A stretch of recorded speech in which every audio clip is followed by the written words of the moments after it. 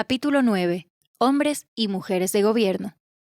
Apocalipsis capítulo 1, verso 6. Y nos hizo reyes y sacerdotes, para Dios su Padre. A Él sea la gloria e imperio por los siglos de los siglos.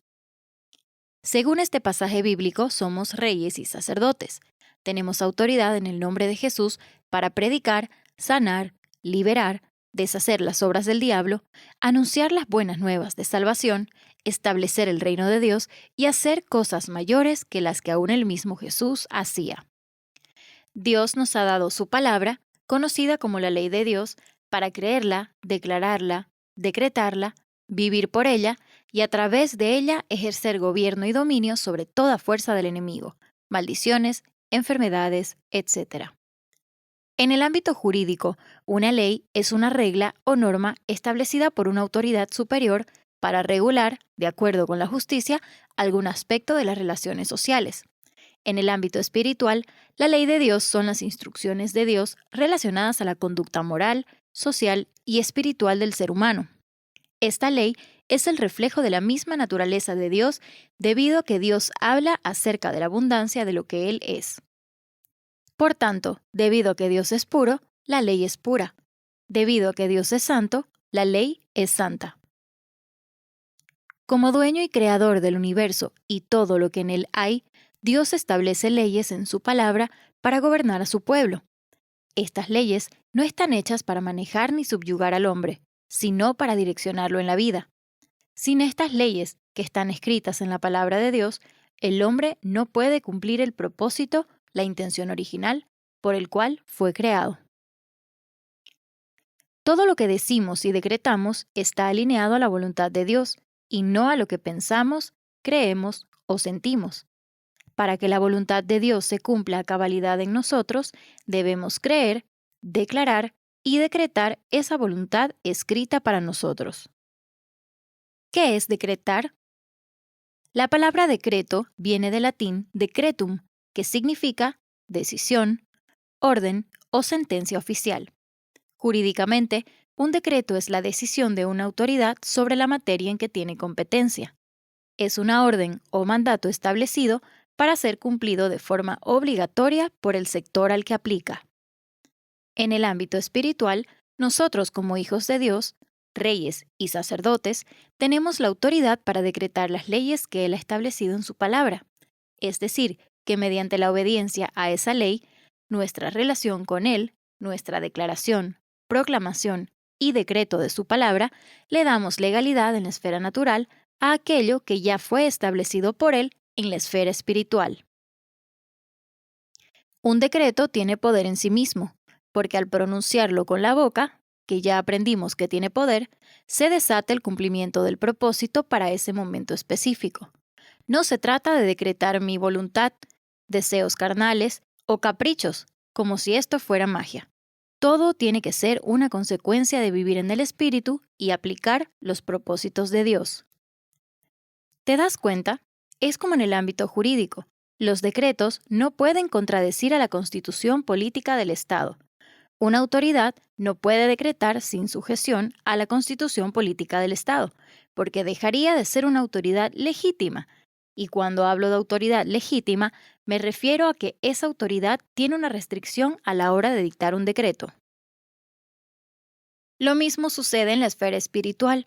Para que un hombre o una mujer pueda decretar, debe estar bajo autoridad y total dependencia de Dios. Cuando Dios creó las cosas, lo hizo por medio de la palabra. Él decretó que se haga la luz, y se hizo la luz. Decretó que se hagan las lumbreras del cielo, y así fue. Esos decretos fueron lanzados sobre la atmósfera y fueron lanzados de forma específica. Eso nos muestra que nosotros tenemos el mismo poder para decretar algo en la esfera espiritual y hacerla visible en la esfera natural. No hay poder que cambie o anule tal decreto, porque lo hacemos mediante el nombre y la sangre de Cristo, los dos poderes más grandes en la esfera espiritual. Al momento en que el diablo se enseñoreó del hombre por medio del pecado de Adán, se escribió un decreto espiritual en nuestra contra, que establecía que éramos propiedad suya, y que él, Satanás, tenía legalidad sobre nosotros. La pregunta es, ¿De dónde él sacó esos decretos o en base a qué argumento legal los elaboró? En base a la palabra de Dios que habíamos desobedecido. Esa acción de desobediencia hizo que el diablo tenga derecho legal a ejercer autoridad que Dios le había dado al hombre. Romanos capítulo 6, verso del 16 al 23. ¿No sabéis que si os sometéis a alguien como esclavos para obedecerle, sois esclavos de aquel a quien obedecéis, sea del pecado para muerte, o sea de la obediencia para justicia? Pero gracias a Dios, que aunque erais esclavos del pecado, habéis obedecido de corazón a aquella forma de doctrina a la cual fuisteis entregados, y libertados del pecado, vinisteis a ser siervos de la justicia. Hablo como humano, por vuestra humana debilidad, que así como para iniquidad presentasteis vuestros miembros para hacer a la inmundicia y a la iniquidad, así ahora para santificación presentad vuestros miembros para servir a la justicia. Porque cuando erais esclavos del pecado, erais libres acerca de la justicia. Pero ¿qué fruto teníais de aquellas cosas de las cuales ahora os avergonzáis? Porque el fin de ellas es muerte. Mas ahora que habéis sido liberados del pecado y hechos siervos para Dios, tenéis por vuestro fruto la santificación, y como fin la vida eterna. Porque la paga del pecado es muerte, mas la dádiva de Dios es vida eterna en Cristo Jesús, Señor nuestro. Antes de conocer a Cristo, todos éramos esclavos del diablo por el pecado. No teníamos la capacidad para ser libres, peor, justificarnos ante Dios. Es más, todos sabíamos que habían áreas en nuestro corazón que no podían cambiar nuestra naturaleza caída. Sin embargo, cuando Cristo vino a morir por nosotros, esa acta de los decretos fue totalmente anulada por el poder de su sangre derramada en la cruz. Presta atención a la siguiente ilustración. Antiguamente, para salir a la guerra, se necesitaba que al lado del comandante en jefe estuviera un hombre con palabra profética, el cual decretaba lo que Dios le decía, ya fuera favorable o no. En Números 23 vemos que el rey Balac envía al profeta Balaam a maldecir al pueblo de Israel, su pueblo enemigo, pues sabía el poder que había en los decretos de un profeta. Sin embargo, Balaam, en vez de maldecir, bendice al pueblo por órdenes de Dios. Ante esta situación, el rey Balac se enfurece demasiado y lo insta nuevamente a maldecir al pueblo de Dios, pero el profeta, al contrario, decreta bendición. Números capítulo 23, verso 20. He aquí, he recibido orden de bendecir. Él dio bendición y no podré revocarla. ¡Qué espectacular! Cuando Dios decreta, no hay poder que haga lo contrario. Entonces, podemos decir también que decretar es una estrategia para obtener la victoria en cualquier área de nuestra vida: familia, trabajo, negocio, ministerio o salud. Sin embargo, hay que saber cómo desatar esos decretos. ¿Cómo decretamos? Para poder decretar y traer a la realidad en la esfera natural lo que Dios ya estableció en la esfera espiritual, es necesaria la fe. Sin fe, nada tendría sentido, puesto que la fe es aquello que desata lo invisible en algo visible. Mi obediencia a la palabra y consagración me dan legalidad para que yo pueda esperar que esa palabra se cumpla. La Biblia está llena de decretos en favor de nosotros, sobre bendiciones, seguridad, protección, prosperidad, sanidad, etc. Cuando conocemos la palabra y vivimos por ella, cuando la obedecemos y dependemos totalmente de ella, y cuando estamos bajo el gobierno de Dios, tenemos el derecho legal de declarar esa palabra sobre nuestras vidas y anular esas mentiras del diablo que buscan atarnos nuevamente al pecado, al fracaso y a toda maldición generalizada. Cuando somos hombres y mujeres de gobierno, es decir, que viven bajo el gobierno de Dios y que saben ejercer la dirección, administración y el control de todo lo que Dios les ha dado con sabiduría, temor y obediencia a Dios, entonces estamos capacitados y empoderados para decretar las verdades sobre nosotros, nuestra casa y nuestra nación. Solo los hombres y mujeres de gobierno aprenden a resistir a Satanás y a sus mentiras, usando la poderosa arma de la palabra, pues ellos saben que allí descansa su victoria y que de esa declaración y ese decreto depende el futuro de ellos y sus generaciones. El límite para poder declarar y decretar es la palabra de Dios.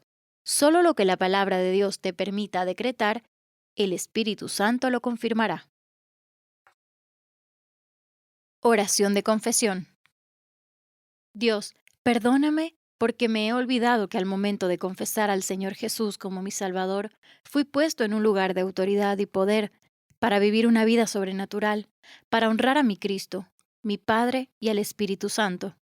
Además de humillar la carne, vencer la vanagloria del mundo, la vanagloria de la vida y los deseos de la carne. Perdóname por no vivir por el Espíritu y la palabra en mi corazón, por no hacer prevalecer tu palabra sobre mis deseos, hábitos, placeres y pasatiempos. Perdóname porque cuando viene la tentación, los dardos, las pruebas, los ataques espirituales, me he encontrado desprevenido, vacío y desenfocado. Estoy avergonzado. Ahora entiendo por qué no soy lo que tú siempre quisiste que sea, y me doy cuenta que tú no eres el fundamento de mi vida, como dice tu palabra en 1 Corintios 3, verso 11. Porque nadie puede poner otro fundamento que el que está puesto, el cual es Jesucristo. Perdóname porque no tengo una relación íntima contigo. No te adoro, no te alabo, no oro, y si lo hago no persevero, no soy disciplinado. Me arrepiento porque después de leer este capítulo me doy cuenta que no soy un hombre o una mujer de reino. Por la fe en la sangre que usted derramó en la cruz del Calvario, recibo perdón y me declaro libre de culpa.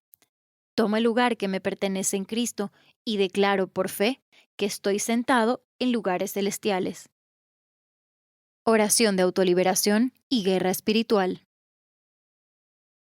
Declaro en el nombre de Jesús que estoy bajo el gobierno y el reino de mi Padre, que a partir de este momento haré su voluntad y caminaré conforme a su palabra.